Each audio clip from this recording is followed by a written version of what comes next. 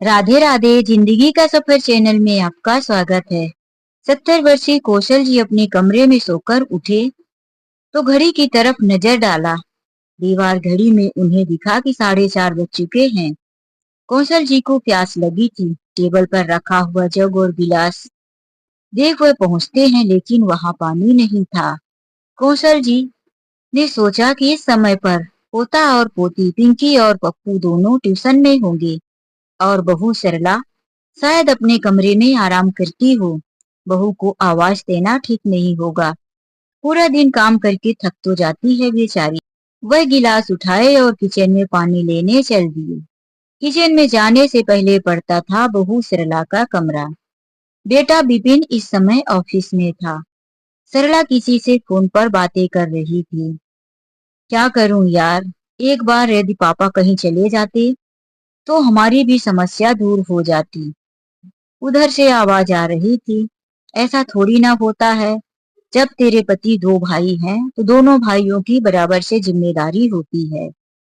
सरला कह रही थी, यही तो नहीं समझते मेरे पति। मैं उन्हें समझाने की कितनी कोशिश कर रही हूँ, वह मेरी बात सुने तब ना। लेकिन मुझे ही कुछ करना होगा। मैं आखिर ससुर को वहां जरूर छोड़कर आऊंगी। वैसे कौशल जी पुराने विचारधारा के व्यक्ति थे। वह अपने कमरे से निकलते तो खासकर या इशारे करके बच्चों को आवाज देते हुए, क्योंकि घर में बहू रहती थी। बहू को वह बेटी की तरह मानते थे। फिर भी वह मर्यादाओं का पूरा ध्यान रखते थे। वह उचित नहीं समझते थे कि बहू और बेटे के कमरे के बाहर रहकर उनकी बातें सुने। लेकिन यह बातें ना जाने क्यों उनके दिल में कांटे की तरह चुभ गई। उनके पैरों तले जमीन सरक गई। उनका हाथ पैर शरीर शून्य पड़ गया। वह किचन की तरफ बढ़ नहीं पाए। उनकी प्यास गायब हो गई। वह वहां से चुपचाप अपने कमरे की तरफ लौटे और बेड पर बैठ पूरे शरीर में लगा कि कोई जान ही नहीं रही। कुछ समय तक सन्नाटे में बैठे हुए पत्नी की तस्वीर की तरफ देखने लगे। मन ही मन सोचने लगे, अब क्या होगा? क्या मुझे फिर से उसी जगह पर जाना पड़ेगा? वह काफी उदास और परेशान थे। मन में सोच रहे थे चाहे कुछ भी हो जाए, लेकिन मैं उस घर में कभी नहीं जाऊंगा। मैं बेटा आएगा तो उससे बात करूंगा। यही सोचते हुए कौशल जी बेटे के आने का इंतजार कर रहे थे। रात को जब बेटा बिपिन ऑफिस से आया, कौशल जी हिम्मत करके बात तो करना चाहते थे, लेकिन शब्द थे कि उनके गले से बाहर निकल नहीं रहे थे। सब लोग साथ में मिलकर खाना खाए। कौशल जी सोच रहे थे कि मैं अपने बेटे बिपिन से कुछ बात करूंगा, लेकिन उनकी हिम्मत नहीं हो रही थी। तभी उनकी पोती पिंकी पापा से कहती है, पापा मेरी डांस क्लासेस के पैसे भर दो। 3 महीने हो गया है। पापा मुझे डांस क्लास से निकाल दिया जाएगा। विपिन काफी परेशान था। वह अपनी बेटी पिंकी को कहता है, पिंकी बेटा मेरे पास अभी पैसे नहीं हैं। मैंने तुम्हें पहले ही मना किया था कि तुम डांस क्लास ज्वाइन मत करो। पिंकी आंखों में आंसू लेकर कहने लगी, पापा मैं इतना अच्छा डांस कर लेती हूँ और मेरा सपना भी है। मेरे क्लास की सभी लड़कियां डांस क्लास में भाग ली हैं, लेकिन पापा उन सभी लड़कियों में मैंने सबसे पहले डांस सीखा है। जब डांस क्लास की मैडम नहीं रहती तो पूरे क्लास को संभालने की जिम्मेदारी मुझे देकर जाती है। मैडम का कहना भी है कि मैंने डांस क्लास की प्रैक्टिस बहुत अच्छे से कर ली है। मुझे सिखाना नहीं पड़ता। एक बार यदि मैडम सिखा देती है तो स्टेप बाय स्टेप मुझे बहुत अच्छी तरह से याद होता है। ठीक है बेटी, मैं कुछ कोशिश करता हूँ। पिंकी की बात खत्म हुई थी कि पप्पू भी बोल पड़ा, पापा मेरे ट्यूशन क्लास की फीस भी। पापा टीचर का कहना है कि हर महीने ट्यूशन क्लास की फीस दे दिया करो। वह किसी भी बच्चे की फीस रोक कर नहीं रखती। विपिन ने फिर से कहा, हाँ बेटा मैं तुम्हारे फीस की भी व्यवस्था जल्दी ही कर दूंगा। विपिन के चेहरे पर साफ साफ परेशानी नजर आ रही थी। वहां से कौशल जी उठकर कमरे में चले गए, लेकिन उन्हें नींद कहाँ। वह बेड में बैठ कुछ सोच रहे थे। सरला कहती है कि मैंने आपको कितनी बार कहा कि बच्चों की फीस हर महीने की भर दिया करो। चाहे वह ट्यूशन की हो, डांस क्लास की हो या स्कूल की। अगर बच्चों की फीस एक एक दो दो महीने लेट हो जाती है तो हमारा बजट बिगड़ जाता है। अब विपिन और भी परेशान हो गया था। देखो, मुझे ज्यादा परेशान मत करो। अब तुम्हारा ही बाकी रह गया था जो तुम भी मुझे सुना दो। मेरी तनख्वाह में से कितना कुछ कर दूं। बच्चों की फीस, पिताजी की दवाइयों का खर्च, पिताजी का ऑपरेशन कब से टाल रहा हूँ, घर का खर्च, बीमारियों की दवाई, ऊपर से मेरा भी ऑफिस जाने आने का खर्च। अरे मैं सबसे ज्यादा बचत अपने खर्च में ही करता हूँ। मेरी तनख्वाह से जितना कुछ हो रहा है वह मैं कर रहा हूँ। सरला मौके का फायदा उठाकर कहती है कि एक काम क्यों नहीं करते, कुछ दिनों के लिए पापा को अपने छोटे भाई विकास के पास छोड़कर आओ। विकास ने तो शहर में बड़ा मकान भी ले लिया है। दोनों पति पत्नी खूब कमाते हैं। घर में काम करने वाले नौकर चाकर भी रखते हैं। कुछ दिनों के लिए पापा वहां चले जाएंगे तो दवाइयों का खर्च और उनकी बीमारी का खर्च, जो भी है टेस्ट चेकअप हॉस्पिटल, उससे तो हमें थोड़ी बचत मिलेगी। यह सुनकर विपिन पत्नी की तरफ बड़ी आंखें करके देखने लगा। अब तुम्हारी निगाह मेरे पापा पर टिकी है। क्या मेरे पापा का ही सबसे ज्यादा खर्च है? सरला अपने पति की आंखों को देखकर थोड़ा सरल होकर कहती है, मैं ऐसा तो नहीं कह रही हूँ कि सबसे ज्यादा खर्च पापा का ही है। बस कुछ दिनों के लिए कह रही हूँ कि कुछ दिनों को पापा यदि विकास के पास चले जाएंगे तो हमें भी थोड़ी सी राहत मिलेगी। बच्चों की फीस वगैरह हो जाएगी तो उसके बाद पापा को लेकर आना। और रही बात पापा के ऑपरेशन की, तो विकास से बात क्यों नहीं कर लेते। विकास चाहे तो पापा के ऑपरेशन के पूरे पैसे एक साथ दे सकता है। उसका शहर में अपना खुद का कितना बड़ा मकान, उसकी बहुत अच्छी से आमदनी हो रही है। और तुम यही पुराने पुश्तैनी मकान में गांव की नौकरी में पड़े हो। विकास को यह बात बिल्कुल भी पसंद नहीं आई। वह उठकर कमरे की तरफ चला गया और दोनों बच्चे अपने कमरे में चले गए। सरला भी किचन के काम को निपटाकर कमरे में गई तो फिर से पति को समझाने लगी, तुम मेरी बात समझते क्यों नहीं? यदि एक बार ऐसा हो गया तो कुछ दिनों के लिए तुम्हें भी राहत मिल जाएगी। आखिर तुम्हारे कंधों पर ही इतना सारा बोझ क्यों? हम लोगों ने तो विकास के पढ़ाई में, उसके खर्च में कभी कोई कमी नहीं किया। यहाँ तक कि घर की जमीन बेचकर विकास को पढ़ाया लिखाया। जितने भी पैसे थे पापा के पास वे सारा पैसा विकास को दिया और विकास शहर में घर खरीदा। इससे हमें कोई परेशानी नहीं। यदि विकास कुछ दिनों के लिए पापा को ले जाए तो थोड़ी मदद हमारी भी हो जाएगी। अब पत्नी की इतनी सारी बातें सुनने पर विपिन के दिमाग में भी थोड़ा सा असर पड़ गया था। बाहर जो बातें हुई थी वह सारी बातें कौशल जी सुन लिए थे, लेकिन पति और पत्नी की बातें जो कमरे में अभी तक गूंज रही थी वह स्पष्ट रूप से कौशल जी को सुनाई नहीं दे रही थी। लेकिन दीवालों से टकराकर आवाज थोड़ी बहुत तो गूंज बाहर आ ही रही थी। किस मैटर में बात चल रही है यह कौशल जी आभास कर रहे थे। विपिन का भी मन बदल चुका था। इतना कुछ समझाने के बाद उसने सोचा, ठीक ही तो सरला कह रही है।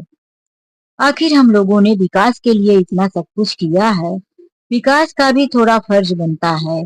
यदि कुछ दिन ऐसा हो गया तो मैं भी बच्चों की फीस वीस निपटाकर फिर से पापा को वापिस ले आऊंगा। उसने मन में सोचा कि कल सुबह पापा से बात कर लूंगा। बस इसी सोच विचार में वह सो गया। दूसरे दिन सुबह ही चाय पीते पीते उसने अपने छोटे भाई विकास को फोन कर दिया। हेलो विकास, मैं ये कह रहा था कि तुम्हें पापा काफी टाइम से बहुत याद करते हैं। तुमने पापा से तो बात भी नहीं किया। विकास उधर से कहता है, भैया मैं कुछ परेशान था, बिजनेस ज्यादा बढ़ गया है, काम भी बढ़ गया है। 3 लड़के मैंने काम पर रखे थे, उसमें से एक छुट्टी कर लिया है, इसीलिए भैया समय नहीं निकाल पाया। देखता हूँ कोई लड़का वापिस आया, नहीं तो कोई दूसरा काम पर रख लूंगा। फिर विपिन ने कहा, विकास कुछ दिनों के लिए पापा को अपने पास ले जाओ, पापा का भी मन बदलेगा, एक ही जगह रहकर वे बोर हो जाते हैं। विकास ने जैसे ही सुना कि पापा मेरे पास आएंगे उसने तुरंत कह दिया, घर में काम वाली रहती थी, वह भी छुट्टी पर गई है भैया, और अकेले रुचि घर का काम कैसे संभालेगी। दो बच्चे मोनू और मोंटू के साथ वह पूरा दिन परेशान रहती है, और इधर पापा की देख रेख मैं भी कैसे करता। मैंने अभी अभी आपको बताया ना कि दुकान में काम करने वाला एक लड़का छुट्टी पर है। अब दो दो स्टाफ, यानी कि हमारे दो दो नौकर छुट्टी पर हैं। वह जैसे ही दोनों आ जाएंगे, मैं आपको फोन करके बता दूंगा भैया। लेने नहीं आ पाऊंगा, आप पापा को मेरे घर पर छोड़ जाना। चलो भैया ठीक है, मैं फोन रखता हूँ, मुझे बाहर जाना है। यह कहकर विकास ने फोन रख दिया। विपिन कुछ देर तक यूं ही मोबाइल लिए हुए सन्नाटे में बैठे रहे। फिर वह पापा के कमरे में जाकर कहते हैं, पापा मैंने अभी अभी विकास से बात किया। विकास कह रहा था कि कुछ दिनों के लिए पापा को मेरे पास छोड़कर जाओ। यह सुनकर कौशल जी का हाथ पैर थरथराने लगा। वह घबराहट और डर के मारे कुछ बोल नहीं पाए। फिर रूंधे हुए गले से कहते हैं, ठीक है बेटा, तुमने यदि सोचा है तो अच्छा ही सोचा होगा। विपिन पापा के कमरे से बाहर आया तो बाहर ही सरला खड़ी थी। उसने विपिन की तरफ देखकर कहा, अच्छा किया जो विकास से बात कर पापा को बता दिया। कुछ दिनों के लिए हमें भी राहत मिलेगी। पिंकी और पप्पू वहीं खड़े थे, वह बातें सुन रहे थे। उन्हें पता चल चुका था कि दादाजी अब चाचा के घर रहने जाएंगे। वह खुश हो रहे थे। पिंकी और पप्पू दोनों कह रहे थे कि हम दोनों को अब अलग अलग रहने को कमरा मिलेगा। पप्पू ने साफ ही कह दिया था कि दादाजी के जाते ही मैं दादाजी के कमरे में रहूंगा। अपनी बहन की तरफ जिद दिखाकर कहता है, अब मैं तुम्हारे साथ नहीं रहूंगा। यह कहकर वो खुश हो जाता है। पिंकी ने भी कह दिया कि मैं कौन सा चाहती हूँ कि तुम मेरे कमरों में रहो। दोनों भाई बहन आपस में नटखट भरी बातें करते हुए खुश थे कि हम दोनों को अब अलग अलग कमरा मिल जाएगा। वहीं कौशल जी का दिल बोझिल हो रहा था। विपिन ऑफिस चला गया। सरला काम निपटाकर कमरे में गई, अपनी सहेली से बात करने लगी। उसने सारी बात अपनी सहेली को बताई कि मेरे ससुर अब विकास के पास जाने को तैयार हो चुके हैं। विपिन ने मेरी बात मान ली और ससुर को वहां छोड़कर आएंगे। लेकिन उसकी सहेली ने कहा, अब तुम्हारी चाल कामयाब हो रही है तो तुम ऐसा करना कि एक बार तुम्हारे ससुर छोटे बेटे के पास रहने चले जाएं, तो तुम हमेशा हमेशा के लिए उन्हें भूल जाना, फिर अपने पास कभी मत बुलाना। इधर से सरला कह रही थी कि एक बार वह घर से निकले तो फिर मैं उन्हें कभी अपने पास नहीं बुलाऊंगी। वह हमेशा अपने बेटे के पास ही रहेंगे। मैंने भी यही सोच लिया है। पिंकी और पप्पू मम्मी के कमरे में गए ही थे, लेकिन मम्मी बात कर रही थी इसलिए वह चुप थे। जैसे ही उन दोनों ने सुना कि मम्मी कह रही है कि हमेशा हमेशा के लिए दादाजी को वह चाचू के घर छोड़कर आएंगे और फिर कभी नहीं लाएंगे, दोनों का चेहरा उदास हो गया। दोनों भाई बहन कमरे से बाहर निकलकर कहने लगे। पप्पू छोटा था तो उसने पिंकी से कहा, पिंकी दीदी, दादू तो हमसे कह रहे थे कि चाचू के घर में उन्हें बिल्कुल अच्छा नहीं लगता। चाची उन्हें बहुत परेशान करती है। फिर वह चाची के घर में इतने दिनों तक कैसे रहेंगे? उन्हें हमेशा हमेशा के लिए रहना पड़ेगा तो उन्हें कितना तकलीफ होगी। पिंकी और पप्पू दोनों उदास थे। दोनों नहीं चाहते थे कि दादाजी हमेशा के लिए चाचा के घर में रहने जाए। वह तो बस कमरे पाने की खुशी में कुछ दिनों के लिए ही रहना चाहते थे। लेकिन अब वह मासूम बच्चे उदास हो गए थे। 2-3 दिन गुजर गया। विकास का फोन भी आया कि नौकरानी घर पर आ गई है, कुछ दिनों के लिए पापा को छोड़ना है तो छोड़ जाओ। अब कौशल जी की जाने की तैयारी हो गई। 2 दिन के बाद कौशल जी को छोटे बेटे के घर रहने जाना था। सरला बहू अपने ससुर की पसंद का सब पकवान बनाने लगी। यह सब अच्छा अच्छा भोजन खाकर कौशल जी को लग रहा था कि बकरे को बलि देने से पहले उसे अच्छा अच्छा खिलाया जाता है। यही सब उनके साथ हो रहा था, लेकिन वह भोजन अब कहाँ उनके मुंह के अंदर जाने वाला था। उनका तो जैसे मानो कि पूरा संसार ही बदलने वाला था। वह हमेशा से बहुत दुखी और घबराए से रहने लगे थे। आज वह दिन भी आ गया जब कौशल जी को उस घर को छोड़कर जाना था। कौशल जी ना बहू से, ना बेटा से, ना पोता पोती थे, किसी से कोई बातें नहीं कर रहे थे। ऐसे लग रहा था कि उनके जीवन में कुछ बचा ही नहीं। उनका शरीर शून्य में था। उन्होंने 2-3 दिन से कुछ खाया पिया भी ढंग से नहीं था।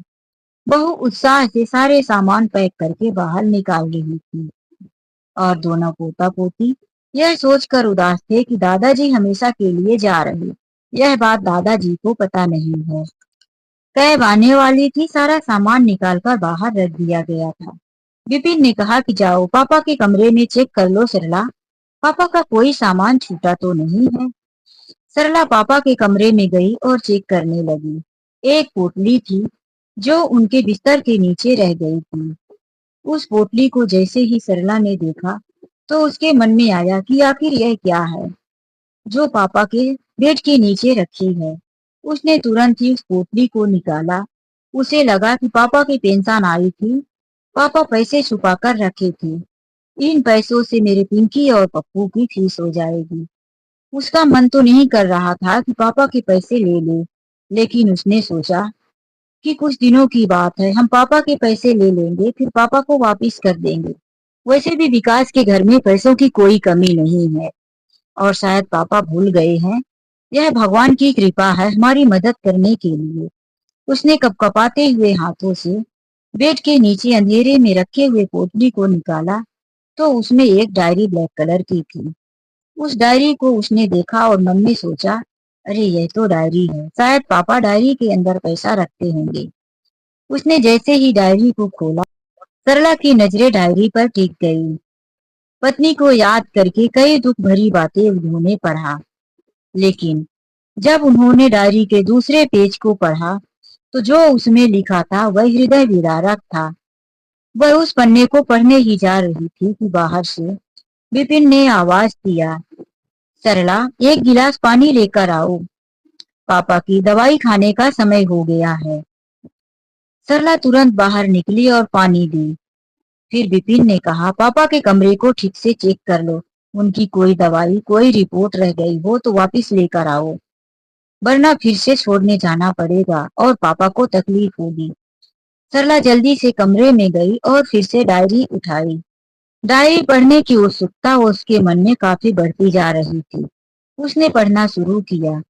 जब मैं पत्नी के इस दुनिया को छोड़कर जाने के बाद मन बदलने के बहाने अपने बेटे विकास के घर गया था। कुछ दिनों तक तो मेरा बेटा विकास, मेरी छोटी बहू रुचि मेरा खूब ध्यान रखते थे।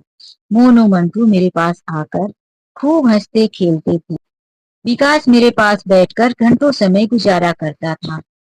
बीच बीच में रुचि मुझसे पूछने आया करती थी, पापा जी कुछ चाहिए तो बता देना, आपका ही घर है, आप किसी भी चीज की चिंता मत करना। समय समय पर वह दवाइयाँ फल खाना ला कर दिया करती थी। घर में काम करने वाली काम वाली बाई को भी समझा दिया था कि यह मेरे ससुर जी हैं, मेरे ससुर को कोई भी तकलीफ नहीं होनी चाहिए। नाश्ता पानी चाय जो भी उन्हें चाहिए होगा उन्हें जल्दी से समय पर बनाकर देती रहना। नौकरानी ने भी खूब ध्यान रखा। समय गुजरता गया। कौशल जी को अपने छोटे बेटे और बहू के घर में बहुत अच्छा लगता था।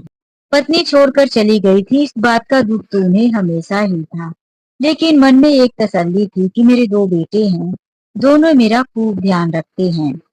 छोटे बेटे के घर आया हूँ, बहू बेटा भी मेरी जान से ज्यादा परवाह करते हैं।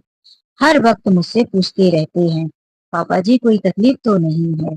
बस और क्या चाहिए। ऐसे ही जीवन गुजारते हुए मैं अपनी पत्नी के पास चला जाऊंगा। इसी खुशी से वह अपना जीवन गुजारते रहे, लेकिन ज्यादा दिनों तक नहीं। 2 हफ्ता ही बीता था कि धीरे धीरे बिल्कुल माहौल में परिवर्तन दिखने लगा। जो विकास घंटों आकर पापा के पास बैठा करता था, वह अब कभी 2 मिनट 3 मिनट के लिए हाल पूछकर निकल जाता। पहले तो वह आना कम किया और फिर तो वह पूरी तरह से पापा के कमरे में आना ही बंद कर दिया। वही बहू जो अपने ससुर से बार बार पूछा करती थी, पापा कुछ बना कर लाऊं, कुछ खाने का मन होगा तो बता देना, लेकिन वह बहू अब नौकरानी के हाथ से खाना भिजवा दिया करती थी। अब वह एक बार भी पूछने नहीं आती थी कि पापा कुछ चाहिए कि नहीं।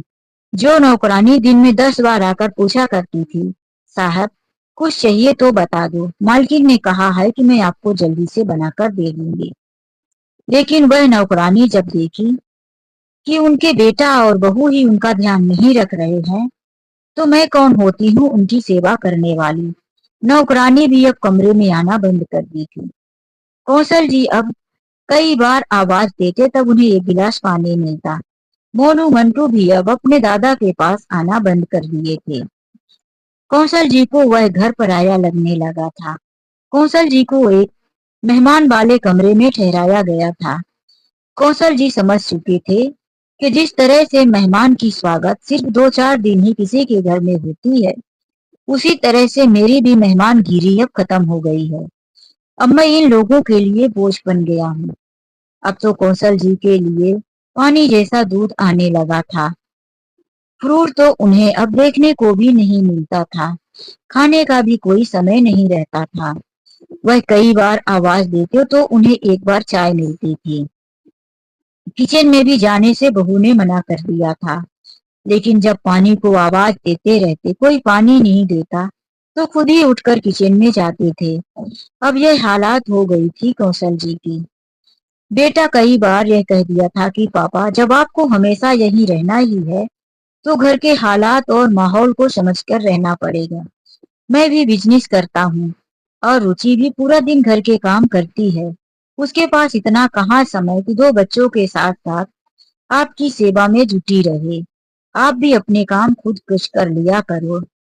कौशल जी अब समझ चुके थे कि बेटा और बहू का व्यवहार जिस तरह से बदला है, वह मुझे नहीं चाहते कि मैं इन लोगों के साथ रहूं।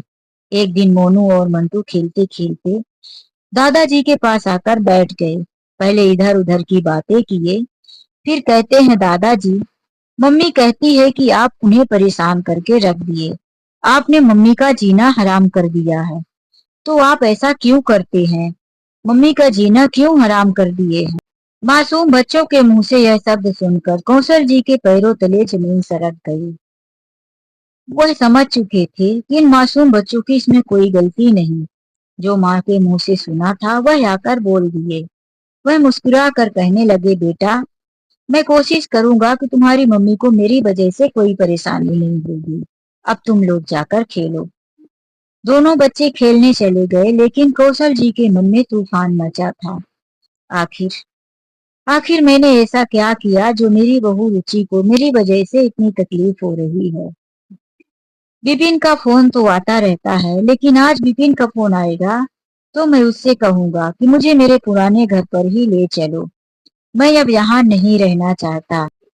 आज उनका दिल काफी परेशान और दुखी था। तभी शाम को 6 बजे उनकी बहू दूध लेकर आई, जो कि इस समय पर कभी पानी जैसे चाय भी नहीं देती थी। दूध रखकर बोली, बापूजी, दूध पी लो। आज कौशल जी ने दूध की तरफ नजर डाला तो एकदम से दूध में मलाई ऊपर चमक रही थी। दूध काफी गाढ़ा था। जैसे ही उन्होंने दूध को उठाया कि मोनू और मंटू की आवाज गूंजने लगी। दोनों कह रहे थे, सेठ यार, आज हॉर्लिक्स भी पीने को नहीं मिलेगा। तो दूसरे ने कहा, कैसे मिलेगा? आज किचन में बिल्ली घुस गई थी और बिल्ली ने सारा दूध जूठा कर दिया है। जूठे दूध में थोड़ी ना हॉर्लिक्स पियेंगे। जब पापा रात को आएंगे तभी मम्मी दूध मंगवाएगी। उसके बाद ही हम लोग दोनों हॉर्लिक्स पीकर सो जाएंगे। कौशल जी दूध पीने ही जा रहे थे कि दोनों बच्चों की आवाज सुनकर दूध वहीं पर रख दिए और बड़ी बड़ी आंखों से खिड़की की तरफ देखते ही रह गए। जो बच्चे आंगन में खेल रहे थे, उनकी साफ साफ आवाज खिड़की से अंदर आ रही थी। कौशल जी कुछ देर तक चुप रहे, फिर अपनी बहू रुचि को आवाज देने लगे, बहू, बेटा, रुचि, इधर आओ तो। रुचि काफी झल्लाई हुई थी और फिर ससुर के कमरे में जाकर कहती है, क्या है बाबूजी, आपको तो 2 मिनट का चैन नहीं। बहू, मैं ये कह रहा था कि यह दूध ले जाकर बच्चों को दे दो। यह बच्चों के दूध पीने का समय नहीं है। मुझे तो वैसे भी शाम को खाना ही खाना है। अगर इतना दूध पी लिया तो 2 रोटी भी नहीं खाऊंगा। रुचि चिल्लाकर कहती है, बाबूजी, आपको दूध दिया है वह भी आपसे पिया नहीं जा रहा, और जब नहीं देती तो आप कहते हैं कि मुझे समय समय पर इस घर में कुछ खाने को ही नहीं मिलता। बच्चे दूध नहीं पिएंगे अभी। कौशल जी ने कहा, क्यों नहीं पिएंगे बहू? मोनू, मंटू, बेटा इधर आओ। अब तक दोनों बच्चे दौड़कर आ गए। कौशल जी बच्चों की तरफ दूध बढ़ाकर कहने लगे, लो बच्चों, दूध पी लो। दोनों बच्चों को पहले से ही पता था कि दूध बिल्ली का जूठा है, इसीलिए वह बच्चे हाथ बढ़ाकर दूध नहीं पकड़े। और रुचि दूध हाथ से लेकर पटक देती है और जोर जोर से चिल्लाने लगती है, बापूजी, आपने तो मेरा जीना हराम कर दिया है। मैं अपने ही घर में एक नौकरानी बनकर रह गई हूँ। जब से आप आए हो, ना तो मैं चैन से सो पा रही हूँ और ना ही चैन से घूमने जा पा रही हूँ। मेरी सहेलियां भी मेरे घर आने से डरने लगी हैं। आखिर आप चाहते क्या हैं? क्यों मेरी जिंदगी में कांटा बनकर चुभे हुए हैं? आज आपको मैंने दूध दिया, उसमें भी आपको कमी नजर आ रही थी। कौशल जी सन्नाटे में थे। फर्श की तरफ देखा, पूरा दूध फैल चुका था। गिलास टूटकर टुकड़े टुकड़े हो गए थे। बच्चे डरते हुए कांच से दूर हो गए और रुचि ससुर को चिल्लाए जा रही थी। कौशल जी ने कहा, बहू, यह दूध बिल्ली का जूठा था और बच्चे ना पी ले, इसीलिए तुमने मेरे हाथ से छुड़ाकर दूध पटक दिया और मुझे कह रही हो कि मैंने जीना हराम कर दिया। बहू, आज तक तो तुम मुझे पानी जैसा दूध देती थी, लेकिन आज इतना गाढ़ा दूध, बिल्ली का जूठा। मैं इन बच्चों का दादा हूँ। मुझे पता चल गया कि दूध बिल्ली का जूठा है, तो मैं बच्चों को क्यों पिलाता? मैं तो बस तुमसे सच सुनने के लिए बच्चों को बुलाया था, लेकिन तुमने तो दूध के साथ साथ गिलास भी तोड़ दिया और अपनी गलती भी स्वीकार नहीं की। रुचि गुस्से से कहती है कि मेरी गलती है? मैं अपने ही घर में अपनी गलती स्वीकार करूं? रुको, आज तो खैर नहीं, मैं अभी बताती हूँ। यह कहकर वह अपने कमरे में चली गई। दोनों बच्चे वहां से डरे सहमे निकल गए। रुचि अपने पति विकास को फोन करके बताने लगती है। विकास कुछ ही समय के बाद घर आ जाता है और सीधे अपनी पत्नी के कमरे में चला जाता है।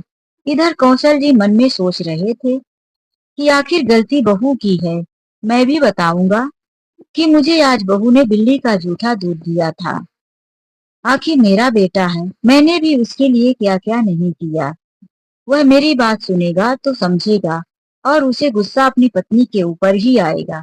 आने दो, मेरे कमरे में तो एक बार आए। यही सोचकर कौशल जी बेटे का इंतजार कर रहे थे, लेकिन विकास की ऊंची ऊंची आवाजें हॉल तक सुनाई दे रही थी। वह जोर से आवाज देता हुआ कौशल जी के कमरे में आ पहुंचा और कहने लगा, क्या है पापा, आपके नखरे तो दिन प्रतिदिन बढ़ते जा रहे हैं। क्यों आपने जीना हराम कर दिया है? जब आपको रुचि दूध खाना पानी देती है तो आप शांति से बैठे बैठे खा पी क्यों नहीं लेते? क्यों हमारी जिंदगी को नर्क बनाने में पड़े हो? कौशल जी ने कहा, बेटा एक बार मेरी बात तो सुन, मैं भी कुछ अपनी सफाई में कहना चाहता हूँ। विकास झल्लाकर कहता है, अब बचा ही क्या है कहने को? उधर भैया आपको मेरे पास छोड़कर आराम से जी रहे हैं और मेरा यहाँ जीना हराम हो गया। यह कहकर वह कमरे से सीधे निकल गया। एक बात भी कौशल जी की नहीं सुना। कौशल जी वहीं पर बैठे हुए थरथराते रह गए। यह वही बेटा है जिसे बचपन में पढ़ाने के लिए मैंने अपनी जमीन बेच दिया था और अपनी सारी जमा पूंजी इसके पीछे लगा दिया।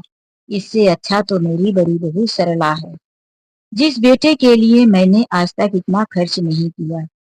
गांव के स्कूल में ही पढ़ा कर उसे मैं ही छोटी सी नौकरी में लगा दिया। माँ के जाने के बाद बड़ी बहू सरला ने मेरा खूब ध्यान रखा। मेरी पत्नी जितना ध्यान रखती थी, उतना ही ध्यान मेरी बहू सरला। समय समय पर दूध, खाना, खाने के बाद फ्रूट देना, बच्चों को नाश्ता देना, तो उसमें से थोड़ा निकाल कर मुझे भी।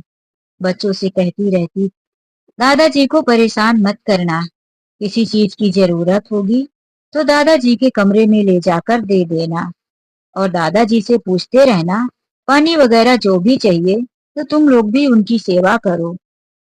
बच्चे भी खूब ध्यान रखा करते थे। वहीं विपिन जब ऑफिस से आता, आते ही पूछता, पापा ने खाना खाया?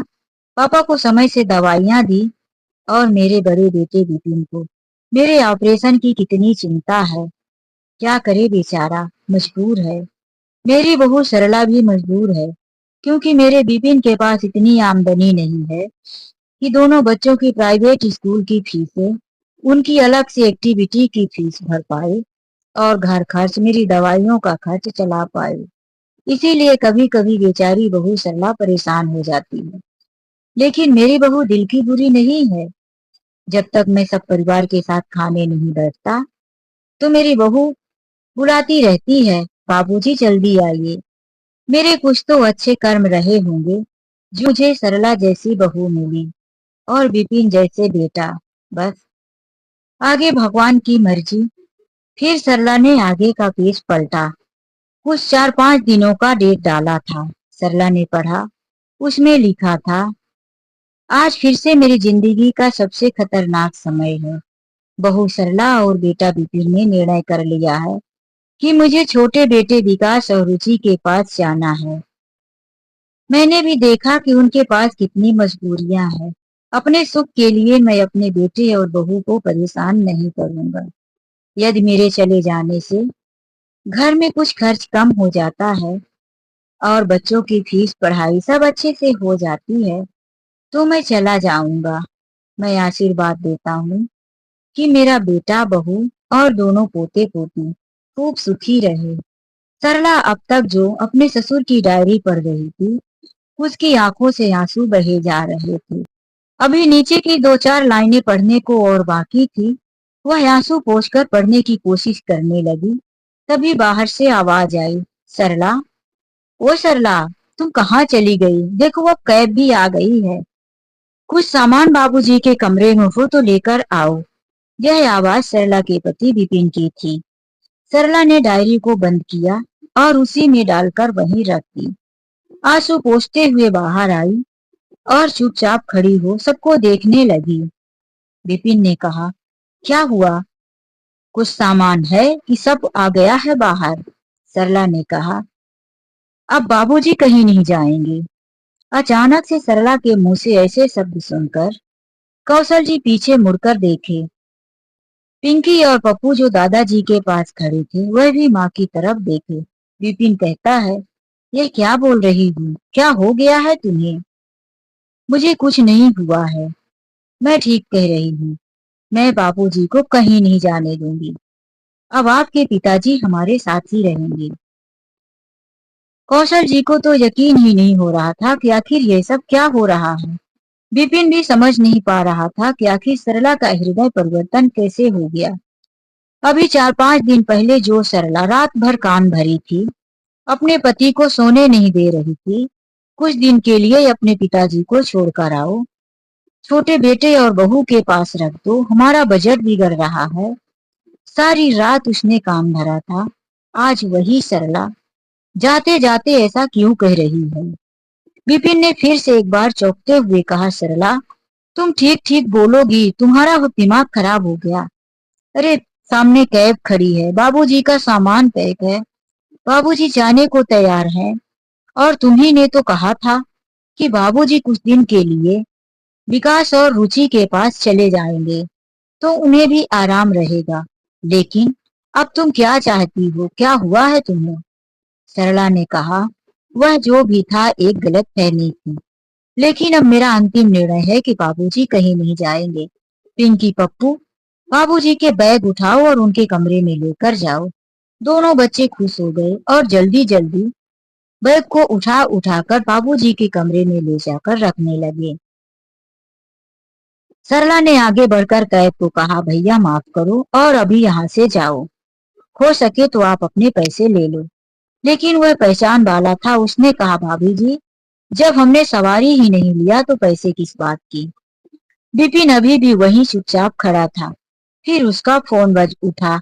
उसने फोन उठाया और बात किया, फिर वहीं पर रखी हुई आंगन में कुर्सी में बैठ गया। कौशल जी आश्चर्य से बेटे की तरफ देखने लगे। सरला भी घबरा गई, बच्चे भी डर से गए कि आखिर क्या हुआ। सरला ने हिम्मत करके पूछा, क्या हुआ? किसका फोन था? क्यों परेशान हो गए? अचानक से विपिन उठकर कहने लगा, क्या प्रमोशन हो गया है? और फिर जोर से खिलखिलाकर हंस पड़ा। अब जो बच्चे डरे सहमे थे वह भी डांस करने लगे, हंसने लगे। सरला के चेहरे पर भी मुस्कान आ गई। कौशल जी भी मुस्कुरा दिए। सरला अपने ससुर के पैरों में गिरकर कहने लगी, यह सब हमारे ससुर के आशीर्वाद का परिणाम है। विपिन भी आगे बढ़ा और अपने पिताजी के गले लग गया। पापा जी, सरला ठीक ही कह रही है। आज जो कुछ भी हुआ है सब कुछ आपकी आशीर्वाद और दुआओं का नतीजा है। दोनों बच्चे कहने लगे, पापा प्रमोशन हो गया है, इसका मतलब अब आपकी तनख्वाह भी डबल हो जाएगी। बिल्कुल सही कह रहे हो बच्चों, विपिन ने हंसते हुए दोनों बच्चों को ताली देते हुए कहा। पिंकी और पप्पू आपस में कहने लगे, अब मेरी डांस क्लास की फीस। पप्पू ने कहा, मेरी ट्यूशन की फीस पापा जल्दी ही भर देंगे, क्यों पापा? विपिन ने कहा, हाँ बच्चों, अब सब कुछ बहुत जल्दी ठीक हो जाएगा। जल्दी ही हम तुम्हारे दादाजी के ऑपरेशन की तैयारी कर देंगे। यह सुनकर कौशल जी भी मुस्कुराए जा रहे थे। सरला भी अपनी गलतियों को अपने अंदर ही आत्मग्लानि से भरी जा रही थी। आज उससे बहुत बड़ी गलती होते होते रह गई। लेकिन विपिन को यह सब राज पता नहीं चला कि आखिर सरला का हृदय परिवर्तन कैसे हुआ। कौशल जी को भी इस बारे में कुछ पता नहीं चला। अब दोनों बच्चे अपने दादाजी से लिपटकर खूब हंस रहे थे। सब लोग अंदर आकर फिर से एक बार बैठकर चाय पीने लगे और उस घर में सब मिलकर खुशियों से रहने लगे। तो दोस्तों, ये कहानी सुनने के लिए आप लोगों को दिल से धन्यवाद। कहानी अच्छी लगी हो तो लाइक और कमेंट जरूर करें। जिंदगी का सफर चैनल में यदि पहली बार आए हैं तो जाने से पहले प्लीज चैनल को सब्सक्राइब कर लीजिए। वीडियो को लाइक करने